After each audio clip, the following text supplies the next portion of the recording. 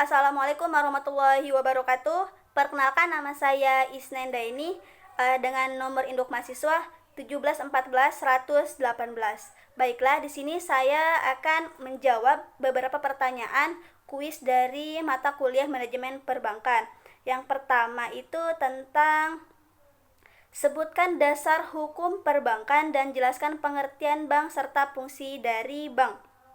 Yang pertama itu dasar hukum perbankan. Dasar hukum perbankan di undang-undang itu tercatat pada Undang-Undang Nomor 10 Tahun 1998. Undang-undang ini merupakan revisi pada undang-undang sebelumnya pada Nomor 7 Tahun 1992 tentang perbankan. Sedangkan untuk dasar hukum perbankan syariah di undang-undang tercatat pada Undang-Undang Nomor 21 Tahun 2008 tentang perbankan syariah. Dan untuk definisi perbankan sendiri menurut Undang-Undang Nomor 10 Tahun 1998 adalah badan usaha yang menghimpun dana dari masyarakat dalam bentuk simpanan dan menyalurkannya kepada masyarakat dalam bentuk kredit atau bentuk-bentuk lainnya dalam rangka meningkatkan taraf hidup rakyat banyak. Yang ketiga itu tadi poinnya fungsi bank.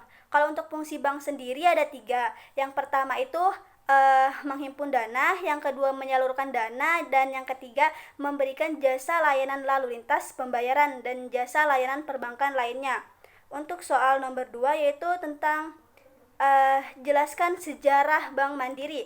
Sejarah Bank Mandiri ini sebenarnya kalau untuk Bank Mandiri itu Bank Mandiri ini itu adalah gabungan dari beberapa bank yang sebelumnya itu mereka mengalami defisit keuangan atau mengalami bangkrut yang terus-menerus. Penggabungan bank ini itu dilaksanakan pada tahun 1999 dan Bank Mandiri itu gabungan dari 4 bank. Yang pertama, Bank Budidaya atau kita singkat dengan BDD, kedua Bank Dagang Negara atau BDN, ketiga Bank Pembangunan Indonesia atau Bapindo, dan yang keempat Bank Eksim.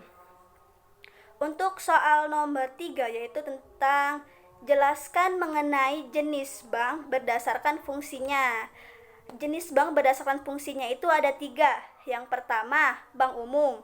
Yang kedua, bank pengkreditan rakyat. Dan yang ketiga, Bank Indonesia. Dan untuk bank umum itu pengertiannya adalah bank yang melaksanakan kegiatannya secara konvensional ataupun secara dengan prinsip syariah yang kegiatannya memberikan pelayanan jasa lalu lintas. Kalau untuk bank pengkreditan rakyat sebenarnya hampir sama dengan bank umum itu sendiri, akan tetapi ada satu yang tidak bisa dilakukan oleh bank pengkreditan rakyat, yaitu bank pengkreditan rakyat tidak bisa ikut kirling dan serta tidak bisa ikut transaksi valuta asing. Yang ketiga itu Bank Indonesia atau bank sentral. Kalau di Indonesia itu namanya Bank Indonesia. Tujuan dari Bank Indonesia sendiri itu ada 3. Yang pertama, melaksanakan dan menetapkan kebijakan moneter. Yang kedua, mengatur dan menjaga kelancaran sistem pembayaran. Dan yang ketiga, mengatur dan mengawasi kinerja bank-bank. Oke, selanjutnya itu soal nomor yang terakhir, poin 4, jelaskan kegiatan dari bank. Kegiatan dari bank itu ada 3. Yang pertama itu menghimpun dana dari masyarakat atau kita sering sebut dengan funding.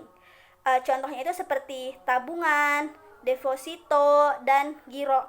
Untuk yang kedua itu kegiatan bank itu adalah menyalurkan dana ke masyarakat atau lending.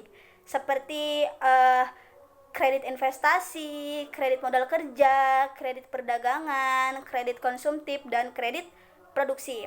Untuk yang terakhir yaitu jasa-jasa bank lainnya atau kita sebut dengan servis.